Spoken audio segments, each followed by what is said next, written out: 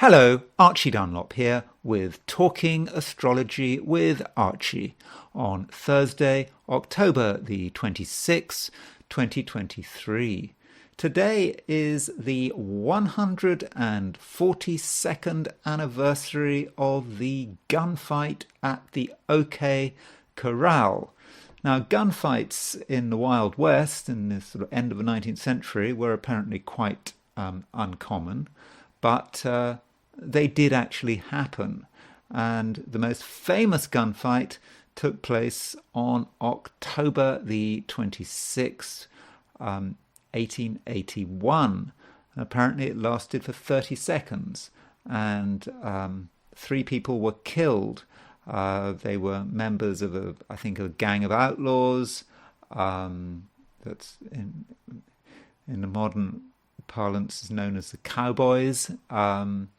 And they were shot dead by sort of local law enforcement officers. Or, when we say law enforcement officers, I mean, I don't think wasn't like it is today. I mean, people did all sorts of jobs. They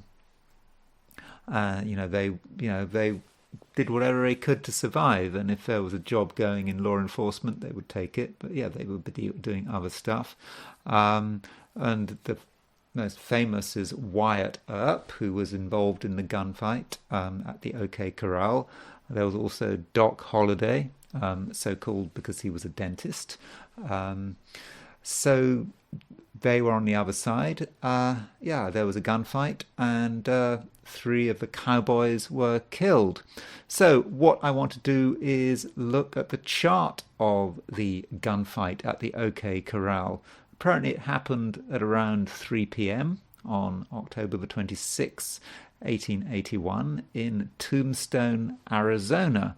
I also want to look at the charts of Doc Holliday and Wyatt Earp. Now, I must warn you, though, that I don't really know much about the history of the Wild West. To be honest, it doesn't particularly interest me. But I've certainly heard of the gunfight of the OK Corral. When I found out that today is the anniversary, well, I thought, yeah, well, let's talk about it. Let's see if there was anything going on. But before I do that, I want to look at the astrology for today, which is 142 years after the gunfight at the OK Corral, October the 26th, 2023. So here we go. Here is the position of the planets for today, as always set for New York. By the way, top right, that is Wyatt Earp. So what's going on today? The moon is in Aries.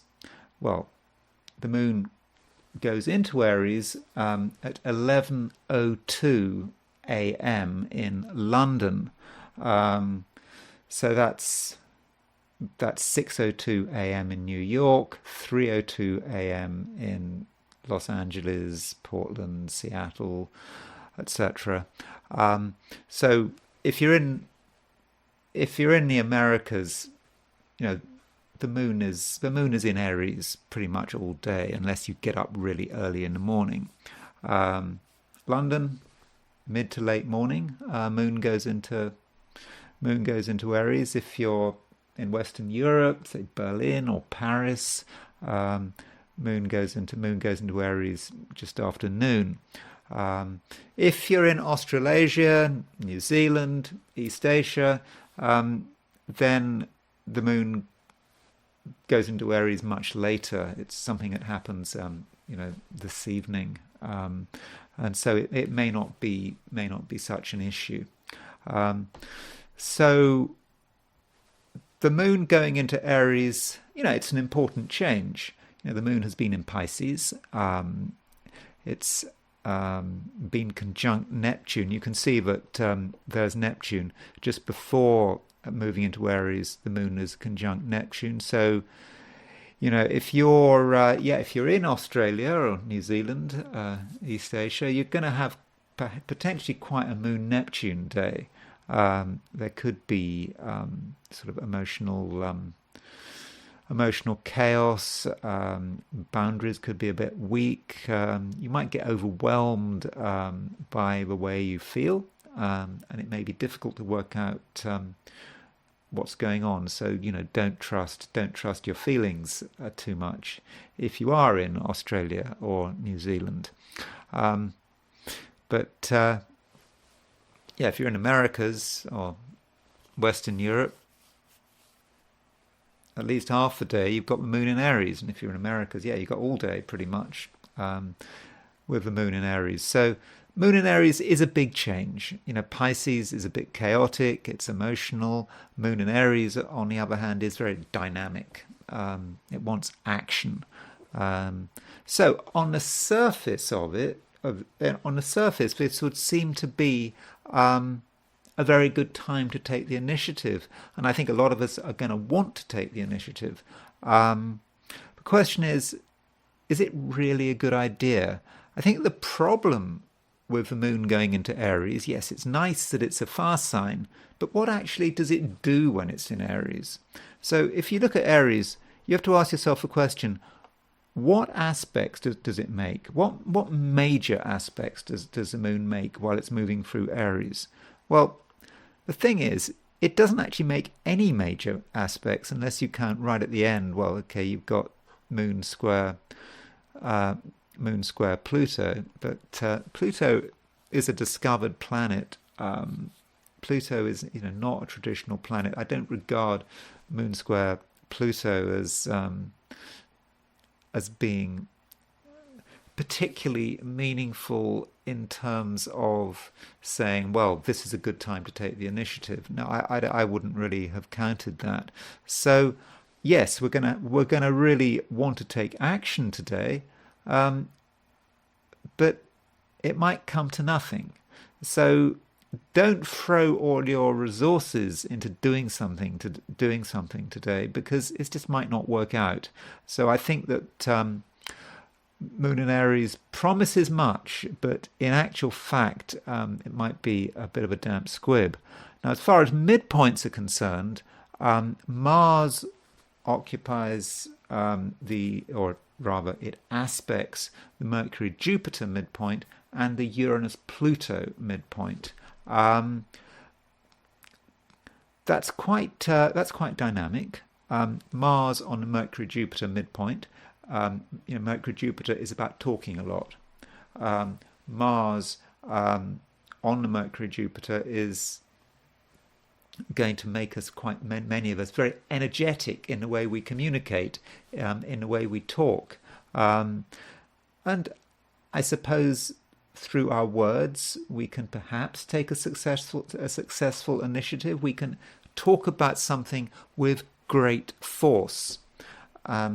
And with great enthusiasm, and I think we might make an impression. So that's quite a good thing. But the Mars, having aspected the Mercury-Jupiter midpoint, moves on to the Uranus-Pluto midpoint. Uranus-Pluto is about the principle of creating dramatic and transformative change, and you throw Mars in there, and there might be some people who are a bit out of control. Mars on Uranus-Pluto, people who really want to make things happen, and who are capable of, causing a real stir. Now, I'm not convinced that is going to be a particularly good thing. So we have to be careful. Are we ourselves tempted to try to cause a big stir? We could try, but are we going to actually be able to accomplish anything useful?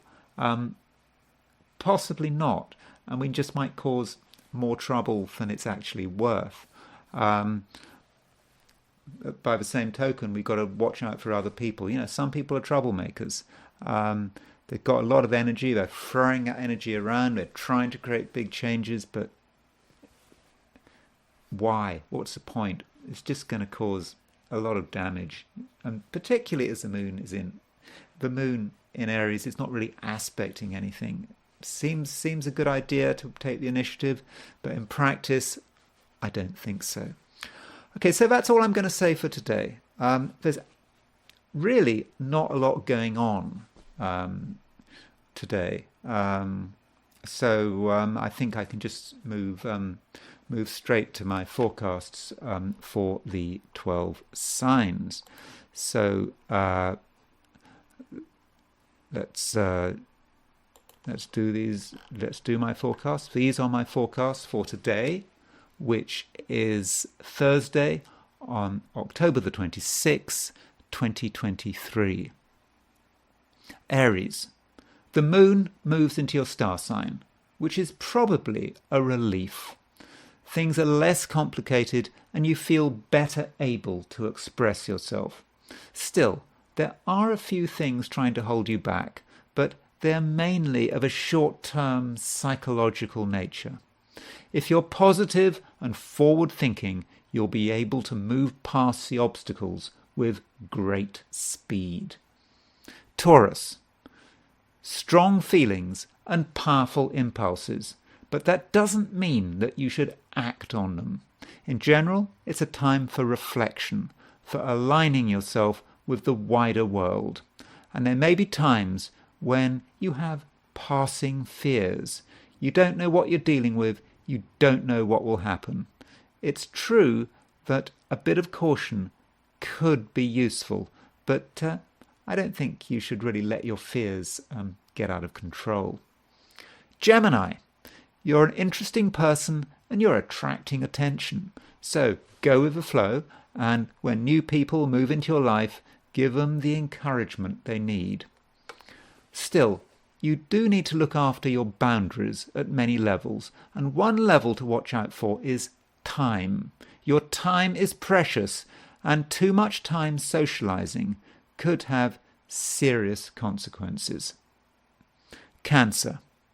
Today, you're ambitious, and there are lots of things you want to accomplish. But don't expect much support. Other people, particularly at work, are doing their own thing, or perhaps doing nothing at all, and their minimal input is unlikely to be constructive. But if you're working on your own, that shouldn't be a problem. Leo. Things are getting a bit better. There's more room to breathe, and you can reach out for new experiences which in a recent past might have been denied to you. Still, you have to take things slowly and recognize that you're at your strongest on home turf. A time for exploring with both feet on firm ground. Virgo. More information comes in and viewpoints have to be changed. And what seemed to be simple is actually fairly complicated. At first, the situation might seem challenging, but at some stage you'll start to see the upside, using your feelings to understand what's going on and making appropriate changes to your strategy. Libra. There are some things you can't do on your own. It may be because of physical limitations, for example, moving an object that's just too heavy, or perhaps you don't have the knowledge or experience. But getting help won't be easy, and it might be necessary to postpone some of your plans. Scorpio. Just because you're in control doesn't mean that things are always easy. There are hurdles to deal with which relate to tedious tasks which take a long time to complete. You want to hurry them, but that's not going to work. And if you're doing any physical activity, don't rush it, because you may be more accident prone than usual. Sagittarius. You can expand your operations. Having dealt with the basics, you can start being creative, and also you can do stuff that you genuinely enjoy. To begin with, you might not get much appreciation, but if it feels right to you, then it's probably fine. Some Sagittarians may have to bring people together who don't really like each other. Capricorn. You need to be clear about your likes and dislikes, and if something feels wrong, it probably is wrong. You must therefore have the courage to raise your voice if necessary. unless, of course, the risk is too great. Attempts to organise your home and family start well, but they soon run into serious resistance. Aquarius. You feel a great urge for movement, but what do you hope to achieve? There is a danger that you go round and round in circles and end up achieving very little. So if you have a sudden impulse to visit somewhere, consider the possibility that it's a passing whim that is best ignored. Phone calls are hit and miss. Pisces. You feel that things are not as stable as they should be, and you want to remedy the situation, with particular reference to money. But it's unlikely that you'll accomplish much, perhaps because you don't have enough support. Still, you can at least begin a stabilizing process with a longer-term view. Okay, I'm now going to switch to the I Ching. So, as always, I ask the question, what is Thursday going to be like for those watching this video? I threw 3 coins in the air 6 times, and the first hexagram I got was hexagram 28, preponderance of the great. We've had this before, quite recently. Preponderance of the great. It's about dealing with a situation that is really too much for us. It's just heavy. It's so heavy. It's just something that we can't deal with. So it's probably a good idea to accept that situation. Okay, we've got into something. We've perhaps made commitments. We've said, yeah, we can deal with it. Perhaps at work, you've told everyone that you can do something, and now you're actually involved with it. You're starting to worry about it. Is it too much? So when you're listening to this video, when you're listening to me talk about this I Ching, what I would urge you to do is ask yourself, what is that thing? What is that thing in your life that is just too much for you? It could be a person. You might be involved in some kind of relationship, not necessarily a romantic relationship, but someone you're spending a lot of time with or having to deal with. Maybe it's just too much for you. Maybe it's, something, I don't know, if you're gardening or whatever, you've had this big idea and it's just, I don't know, moving earth and all this kind of stuff, and it's just not going to happen. Or perhaps you've started to repair something and perhaps if it's your car, you pull the engine apart and you pulled all the wires and whatever apart, and you're suddenly realizing this is just too much. So whatever it is, just consider the possibility that you have taken on too much. But what you must not do is rush ahead. There is that temptation to do it, though, because the third line moves, and there's a great temptation to just carry on. Yes, you've taken on too much, but so what? You're going to do it. You're going to manage it. Somehow it's going to work. Do that, and you could be in trouble, because the I Ching talks about a ridgepole or some beam just breaking. It can't deal with the pressure. So something could break if you take it too far. So the advice there is simple. Just don't do it. just okay, unless you have to do it, unless you're suitably qualified or whatever. But in general, don't do it, because there's a real danger that something will break and you're going to make things much worse than they already are. There is another line moving, this fifth line moving. You might sort of muddle through. Even if something does break, you might just muddle through. And then you might be in a situation where you want to kind of pretend that it's under control. It's all about adornment. The situation is actually going nowhere, but you want to go through the motions of saying, yeah, everything's fine, window dressing, trying to make something look good, even though really it's not working out at all. And even if you get outside help, it might not work. And I think this was actually a theme with astrology, because I mentioned today that the moon, it goes into Aries, but it doesn't make any decent aspects. Certainly, certainly to traditional planets, major aspects of traditional planets. The moon doesn't really do that.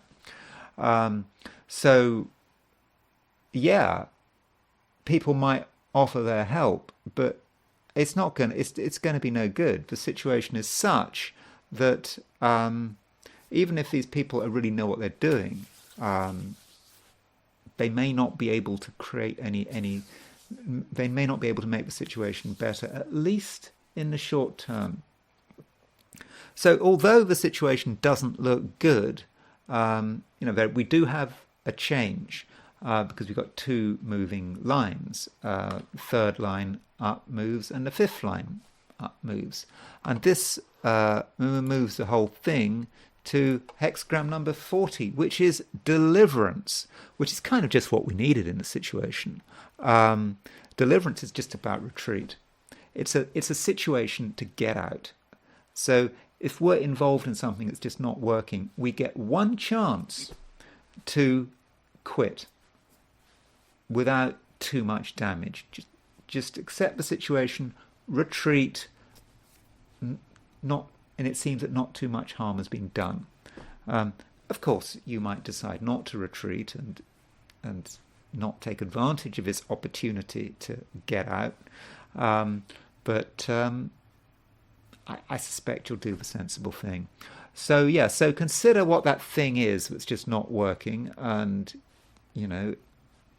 your efforts to make it work or fix it, make the situation even worse, and just then see the situation, the opportunity to quit without any lasting damage. I mean, it may be a relationship.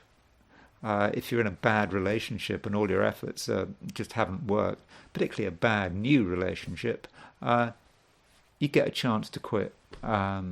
So that's another possibility for this hexagram. Okay, so that's the I Ching, and I'm now going to return to the astrology and look at the gunfight at the OK Corral. And I do warn you, this is it's not an area that I know much about. There was a film, wasn't it? I can't remember who was in it. I know it was a really important film, but I don't know. Did I see that film? I certainly didn't see the whole lot. So I don't really know much about it. But we do have a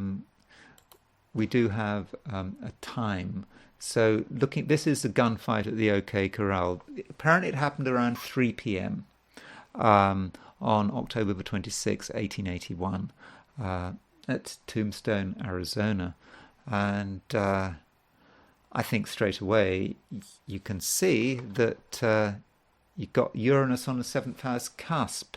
Not surprising that, Uranus, the planet of sudden events, explosions, potentially gunshots, is on the 7th house cusp. So Uranus is prominent there. And I think that does make a lot of sense. Also, the moon is exactly on the midheaven at 3 p.m. So the moon, it was separating from a square of Uranus, but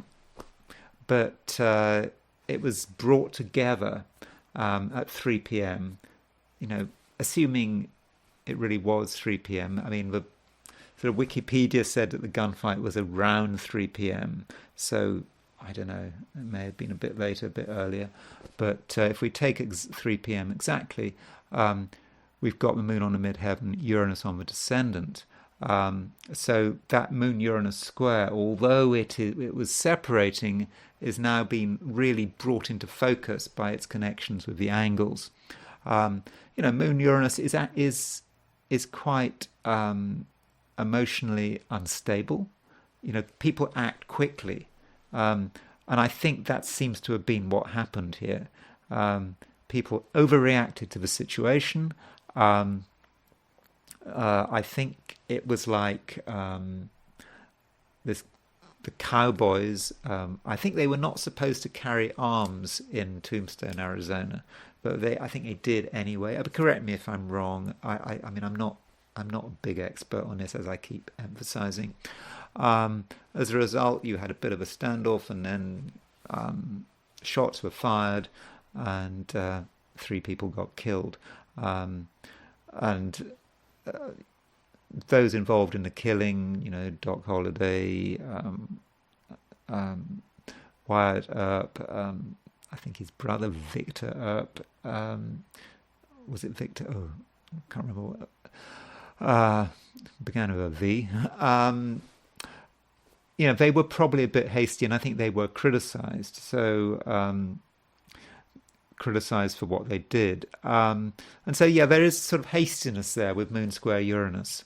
And I think that that does fit. That does seem to fit. So as far as how this event impacted the various players, so Wyatt Earp, that's his picture, one of the people who survived the gunfight, who was involved, if you like, on the winning side. This is his horoscope. Now, Wyatt Earp, I think he died in his bed in 1929, and he was just sort of wheeler dealer, doing all sorts of things, doing anything for a buck. And this is his chart. He's a Pisces. I suppose sort of all over. But no, of course, I do not have his time of birth. I've just gone for noon, March the 19th, 1848. And so you can see that probably he was doing the wrong thing here. Because he's got the North Node in Libra. So from a karmic perspective, the way he should have been going is to compromise. He should have been talking to these people. He should not have been getting involved in a gunfight. But no, he has got his South Node at 038 Aries. So line of least resistance, just going in, all guns blazing, shoot first, think, act, talk later, whatever. Let someone else clear up the mess. And I think that's a kind of good example of South Node in Aries. His Mars is in Gemini. That fits someone who is just a wheeler dealer, does, doing whatever he can to make money. And his Mars is applying to a square of Saturn. So Mars Saturn is the death pair. So it's kind of appropriate that he was involved in this shooting. So that's his chart. I mean, it kind of fits, but again, we don't have a time of birth, so that does limit what we can say. But Pisces, you always think Pisces, slippery Pisces. Probably a hard person to deal with because always moving from one place to another. We don't know where his moon is. His moon could have been in Virgo, could have been in Libra. If we take his noon birth time, then the moon is in Virgo. But yeah, it could have been in Libra. Then we've got Doc Holliday. Doc Holliday. So yeah, he was called Doc because he was a qualified dentist. I have no idea what dentistry was like in the 1880s. And he also had tuberculosis. He didn't die of a gun. He obviously didn't die at the gunfight at the OK Corral. He died a bit later, yeah, of tuberculosis. The the pressure there. He's born very close to a Saturn-Uranus conjunction. So that's quite a tense. That conjunction is really very tense, and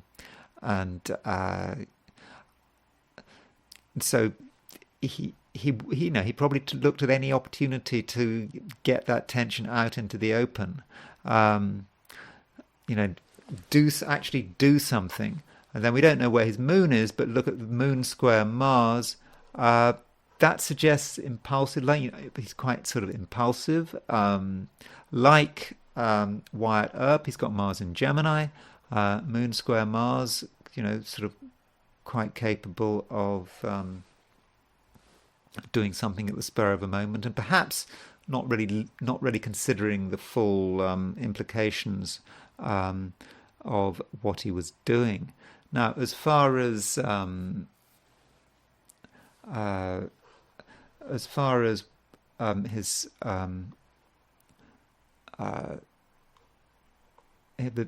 the transits are concerned, so this is Doc Holliday's chart in the middle. There are the transits on the outside. So we get some idea of what might have been going on for Doc Holliday when this was going on. He had Mercury. He has Mercury. So Doc Holliday has Mercury in Virgo. So that kind of fits the dentist. And the ascendant at the time of the gunfight of the OK Corral, if you take the 3 p.m. time, was 15 Pisces. So Uranus was on the descendant. So he sort of had Uranus hitting his Mercury roughly at that time. Uranus has been separating a bit from his Mercury, but the ascendant perhaps sort of brought it all together for a sort of brief moment. Also look at the moon. The moon was at 21 Sagittarius. The transiting moon was at 21 Sagittarius, hitting his sun. Now, moon transits are very, very fast. They're usually they're going to be operational for a couple of hours. So he just happened to be there when this gunfight was starting. The moon was trine his sun, and so his sun in Leo, fire sign, moon trines his sun, and that sort of encouraged him to sort of just do something, let off a shot. I think he actually killed some. I think one of the people killed was killed by him. And his sun is sextile Jupiter, so the moon was sort of activating that his sun Jupiter sextile. So looking at the transits of Wyatt Earp, so again, Wyatt Earp it's got it. That's his chart in the middle. Then you've got the positions of the gunfight at the OK Corral on the outside.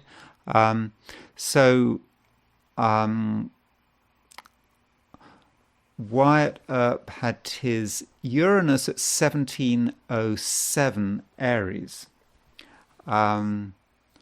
Now, okay, lots of people have had their Uranus at 1707 Aries, but a whole sort of generation of people would have had their Uranus around that place, people born in 1848.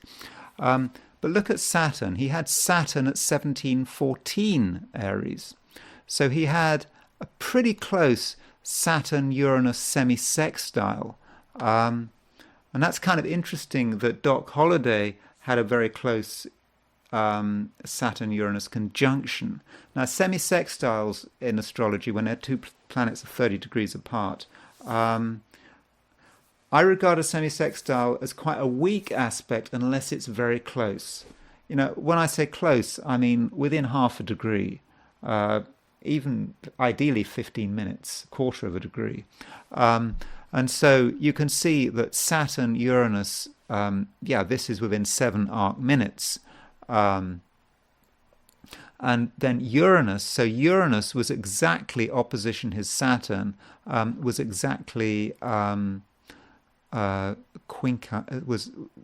exactly quincunx his Uranus. So Uranus was really triggering his Uranus by quincunx.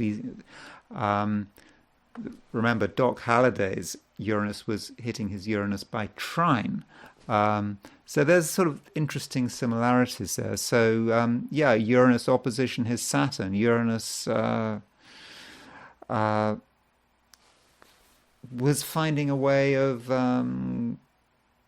releasing some kind of tension in the form of a gunfight. That's a gunfight at the OK Corral. It's the 142nd anniversary today. I hope you found it interesting. You probably either found it really interesting or you probably found it completely boring. You probably switched off a video by now if you're not interested in the gunfight at the OK Corral. But because we have an exact time for the gunfight at the OK Corral, that does mean that we can look at it astrologically and we can sort of we can see whether that really fits a gunfight. Anyway, that's all I'm going to say on the subject of the gunfight at the OK Corral. Thank you for listening, and I will talk to you again tomorrow.